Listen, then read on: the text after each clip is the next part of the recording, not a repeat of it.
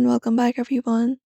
If your Telegram sticker is not showing, in this video we are going to provide you with some solutions for that in order to enable it once again. So let's just dive right in and get started. So we can start by, restarting your phone. If you're using the application, you can close it up completely.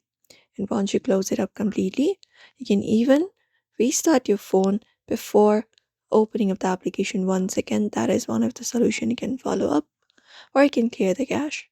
For that, you can hold the application and go to their app info, and then from there you may just go over, scroll down, find the option for storage and tap on it, and directly look out for the clear cache option, and then clear the cache. And also ensure that the application is updated to the latest version. You can go to Play Store for that and directly go to the search and search for Telegram there. So find Telegram, and once you find Telegram, you can just go over and reinstall it, or not that, then you can update the application as well, or try using a different network. Sometimes you can go to the application itself, and within the application look out for the menu at the top and head over to your settings. And then once you reach over to the settings, you may scroll down and go to the section for data and storage.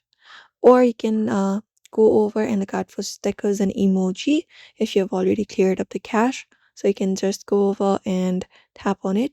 Usually it is under chat settings. You can find it up and look out for stickers section.